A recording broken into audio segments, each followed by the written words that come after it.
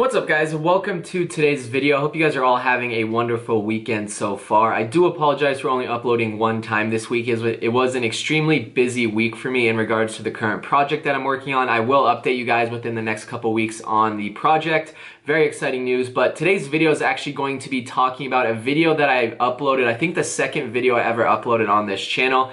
This is a more updated video now that I have 3 rental properties, and that's going to be talking about how much money I make from my rental properties every single day, every single month, and every single year. So I'm going to break down all the numbers, what I get for rent, my expenses, my utility bill, and obviously what my take home is for each and every one of my rental properties. So sit back, relax, enjoy the video guys. I hope this video is able to motivate some of you guys to maybe look into purchasing some investment properties down the road. So I actually have a Word document up on my computer for you guys. I'm going to walk through each and every one of my rental properties individually, and we're going to start with my first ever rental property, which was purchased just over a year ago now. This is my first student rental. I have 2 student rentals. This one surprisingly actually makes me a little bit more money than my other student rental, which is surprising to me as I was doing the math today. It is a little bit of a bigger property, but it's not nearly as nice or updated as my other student rental. I just have 3 bathrooms in this property, so I'm actually able to rent 2 of these bedrooms as master bedrooms, and those rents actually are much higher than if they were to share a bathroom. So I have 4 rooms here. 2 of the rooms, the bigger ones, I actually was able to raise the rent since my last video, so that's actually another update. And if you guys follow me for the last 6 months on this channel, you guys know that I actually had Wi-Fi. I was paying for Wi-Fi at this property, so that was another expense that I had. I was actually able to negotiate taking Wi-Fi out of the deal, so now I no longer pay for Wi-Fi, and I was able to raise rents. So the 2 big rooms that I have that have their own bathroom in here, $495 each, and then the other 2 smaller bedrooms, I have one rented at $438, and then I have one rented at $470. The reason why one is more expensive than the other is because I have a shorter lease term for the $470 room. She only wanted to do a 6-month lease, I believe. So for that reason, I raised her rent a little bit just because of turnover costs, vacancy, and all that kind of stuff. So each and every month, I am taking in from this property $1,890 from rent. So this is not actually my take-home profit because I have a mortgage on this property, obviously. I did not pay for it all cash.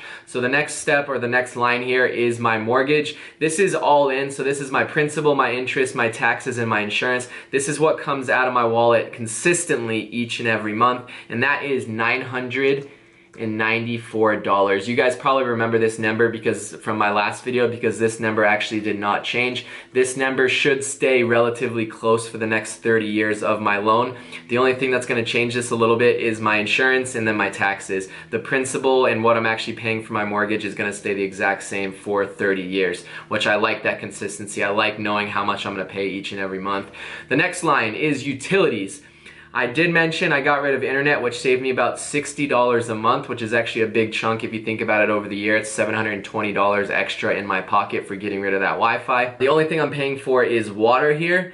Now, I know I made a video about the struggles of my rental property, my student rental specifically, and one of them was the fight between tenants on utility bills. So I may end up, when the leases expire and then the new tenants that I get into this property are in both my student rentals, I am most likely going to somehow work out how I pay all utility bills, and I'll probably just raise each and every one of their rents by like $100 every single month to make sure that it covers the utility bills, just because it'll make it a lot easier for me when I don't have tenants like texting me every week or every couple days telling me that so-and-so didn't pay their utility bill and they're stuck with the big bill. So I'm gonna work something out. So my utility bills most likely will go up within the next year for my 2 student rentals, but that also means most likely I'm gonna get higher rent. So it is gonna balance it out, and I think it'll just be easier long term. But for right now, I'm $65 a month on this property for the water bill. My water bill on my second property is a lot more, so I just assume that the girls use more water at the other house. And then the next line, this is repair, maintenance, and vacancies. I am considering having vacancies. I actually have my first ever vacancy since this property was purchased. I have someone moving in September 12th. So I do have, right now, there's a projected move-in date is September 12th. So I do have 12 days of no rent getting paid on one of my rooms, which is like, I think like $100 loss. So it's not a huge deal to me, but I am considering that in my monthly income. I'm taking about $100 out every month from vacancies, just turnovers, maintenance for yard work and stuff like that. I have a yard guy go out for 80 bucks every other month or so. And then just like some random repairs, like maybe a plumbing or something like that, I have an extra $100 a month. And this will just keep getting accumulated. So if I do have a bigger repair, like an AC unit a couple years down the road, this $100 a month will hopefully add up and equal out to that.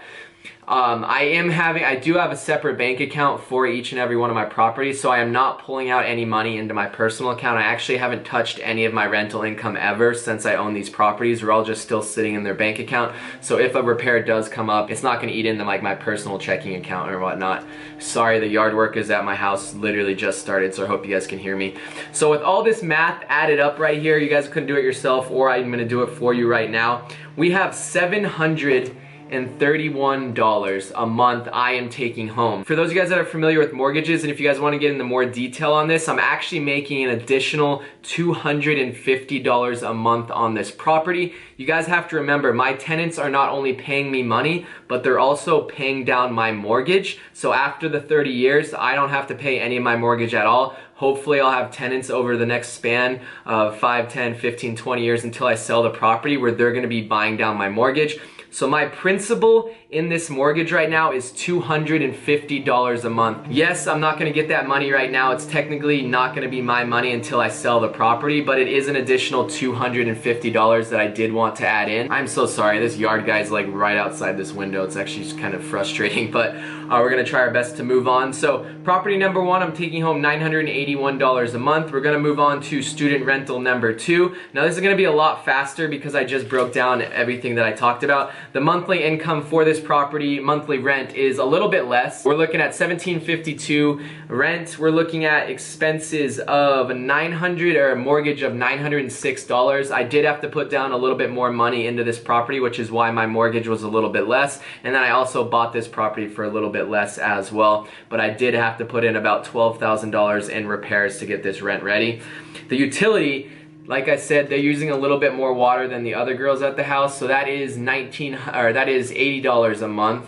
And then the repair, vacancy, maintenance is going to be the same amount. It's going to be $100 a month here. So my total take home for this property, with the $200 principal pay down, my mortgage is a little bit less, so there isn't as much principal getting paid off each and every month. So it's $201 a month they're buying down my mortgage. So in total, it's $866 a month take home for this property. Like I said, I do think long term this may be able to rent out for equal or more than my other property.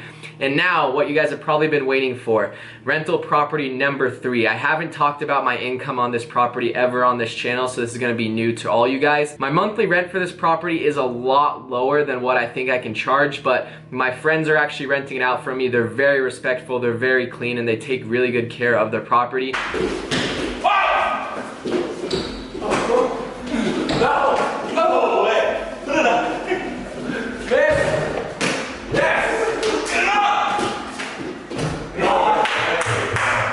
And they were able to move in right away. So I was balancing out my options when I was moving them in. I was like, I can have my friends move in immediately. I don't have to get professional photos done. I don't have to throw it up on the MLS or the Zillow or anything to try to get new tenants. I don't have to screen new tenants or new families. I can move them in right away and get an additional month rent most likely, because it would take me about a month or a month and a half to find new tenants and to get them moved in and settled in and stuff like that.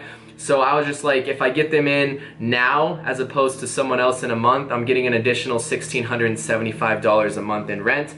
So I did charge them a little bit less, but they were able to move in right away. I do think right now with the rental market in this area, I do believe I can easily get about $1,900 a month in this property, but I'm fine with $1,675. It's paying down my mortgage and I'm making a little bit of money on top.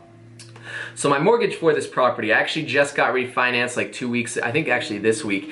My mortgage with the HOA is kind of what screwed me on this. It's another $90 a month that I'm never gonna see again, is $1,395. This is much higher than my other mortgages. One, because the property was more expensive, and two, because I'm including the HOA fee of $90 a month. If there was no HOA like my other properties, we'd be looking at just over $1,300 a month. And then utilities. The cool thing about this is I'm not paying any utilities whatsoever. They're taking care of all utilities. So basically, I know exactly how much money I'm making every single month on this property, unless there's a repair that has to come up.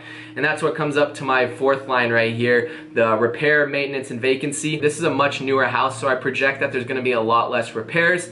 It is a family or my friends that are gonna be moving in here, so I project a lot less turnaround or vacancies because I think the people that are gonna live at this house are gonna stay for more than a year, as opposed to my student rentals where there's turnarounds every 6 to 12 months. So for this line, I'm only doing $50 a month, and that makes my total take home for this property with my principal pay down of $275 at $505 a month. Now this is a lot lower than my other two properties, but this is my favorite property. One, because of the area, it's gonna appreciate like crazy. It's gonna appreciate so much faster than my other two rental properties. If I had to hold on to one property right now of the three, it would 100 million% be this property right here. I got it at a great deal. Great family neighborhood in an appreciating neighborhood, so although I'm not making a lot of cash flow right now, it will appreciate a ton and rent will skyrocket on this over the next 5, 10, 15 years.